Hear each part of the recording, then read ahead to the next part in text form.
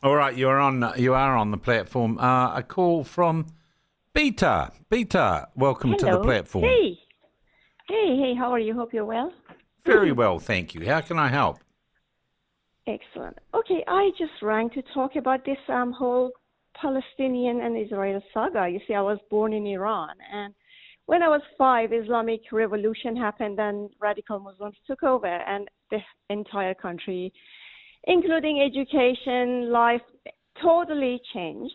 And I remember we were the first girls that were forced to wear the hijab to go to school. Nevertheless, we were made to, assemble in the schoolyard, even in the primary school, every morning.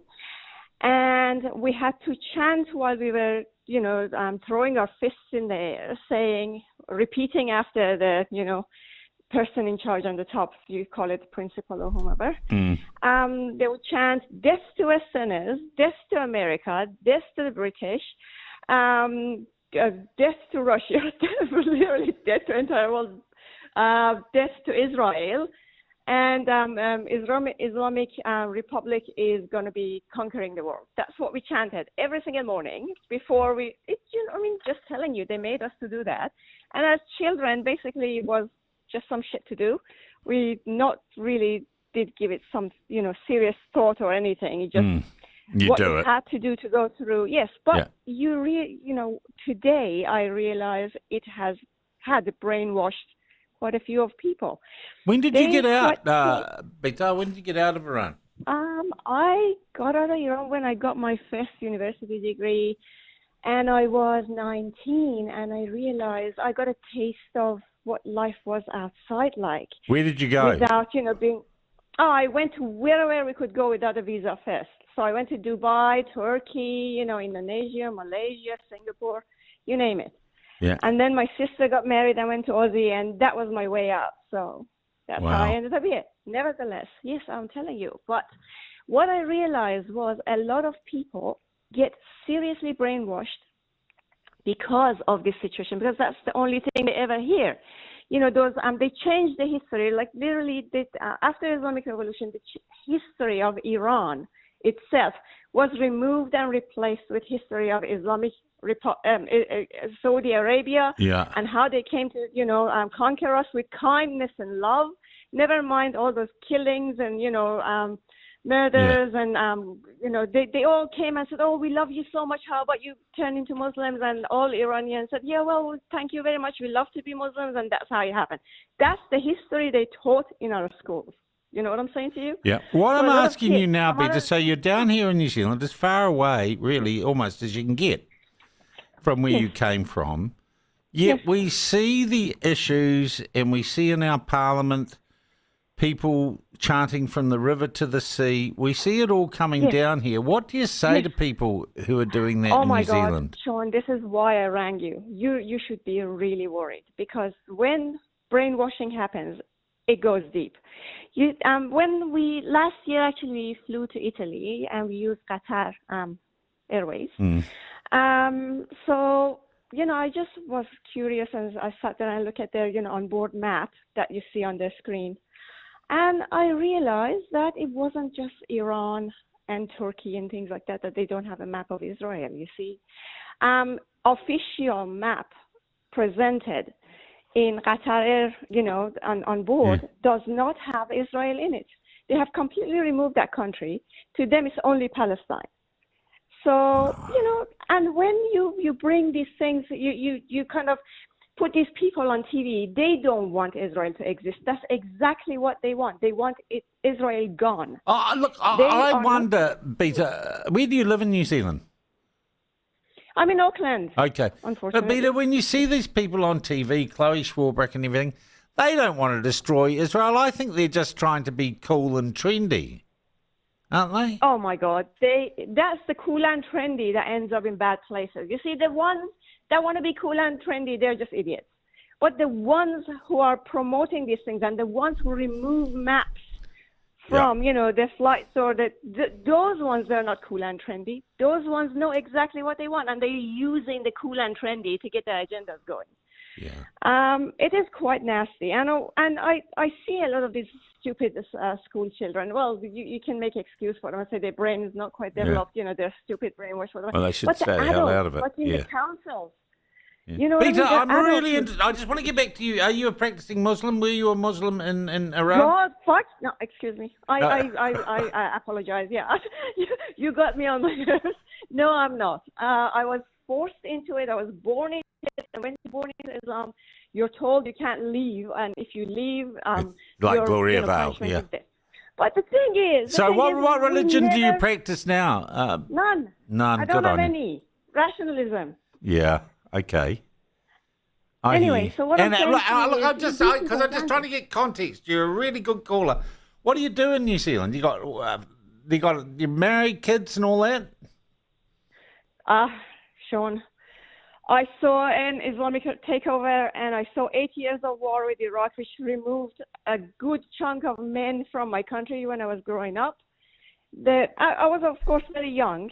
But my school teachers didn't have their husbands. Husbands were either in war or dead.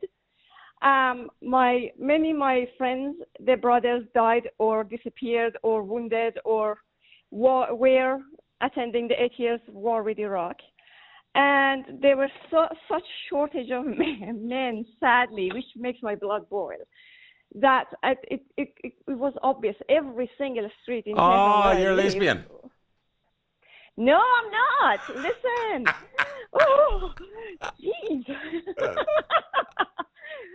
Okay, so back in those days, life was very tough, and we used to stay in queues for getting bread rations, and it just dawned on me that if I'm on my own as a woman, I can pull myself out, and I can get out, and I can change my life. Yeah. But if I am dragging kids behind me, it's not going to happen. They only slow you down, don't they, blokes? Yeah. And it just stayed with me. I came overseas and I worked everywhere I went, and I arrived in New Zealand and I met my partner of now 26 years. Good on you. Very early on. But what I'm saying to you is I never felt secure enough. I know it's mental and I know it's just like in your head, but I never wanted to be responsible for another life. Yeah. As scary as it is. Yeah. Yeah, that's the thing. Well, what I'm saying to you is these people are brainwashed to rally behind a group of people who don't want peace until Israel is completely gone. These guys are violent. They chant death on others. I've never heard an Israeli say death to Palestinians. But I've heard it, from supporters of Palestinians. There are very few there are 75,000 practicing Muslims in New Zealand, and way more woke university students and journalists who put a tea towel on and chant from the river to the sea. Absolutely. Those are the idiots. Is our Jewish population and community right to be concerned against what they're seeing? Is it more than just trendy people who would march for anything if they thought it would make them look cool? They have every reason to be worried. Every reason. I witnessed in my country how radical Islamists took over. It all started with, they're just like lovely little things. What's wrong? Muhammad was just a good guy. It might be, I'm not going to insult some people's belief, but, radicalism starts with trendy university people reading a bunch of bullshit and getting behind it without actually knowing what it means. Yeah. And yes, because you know what I'm saying to you, it can escalate quite quickly, and when it escalates, stopping it will be more difficult. So you have to stop things when they're little. You have to stop segregation, separatism, racism, all of these things while it's manageable. Yeah. Because once it gets steamrolled, Can I ask you, Beta? Look, and so many people are loving your call. And loving hear your take on the world. We're not a very diverse country. We're largely homogenous. We don't get out much. We have relatively few immigrants because of our geographical isolation. Can I ask you, if we put aside this issue, the issue of fundamentalist Muslims and anti-Semitism, what do you reckon apart from that, domestically is the biggest problem in New Zealand. Oh my God, there's And you're not racial allowed to say school segregation. lunches. No, come on. I was making my own bread, cheese, and walnut sandwich every morning and taking it to school. I don't understand why these people are moaning for tandoori. I never had tandoori as a kid, or sushi, or whatever God these people want. At the end of the day, I think that the same kind of ideological nonsense that drives division and separates one race from others in New Zealand is frightening. And that makes me worry, because I ditched Iran many, many years ago, 3 decades ago and more.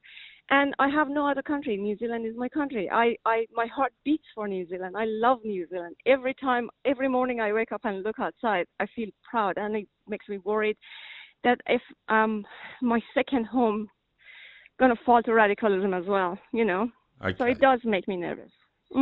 Yeah. Peter, what a great call. Maybe. And thank you for being here. Thank you for becoming a New Zealander. I feel proud to share country with you. Oh, thank you. Thank you. You have And a you can wonderful call. day. You can call on anything, anytime. You've got our number. Oh, darling. Thank you. You have a great day. You too. That is Peter, formerly from Iran, been here 30 years or so. What an interesting take on life. What a great call.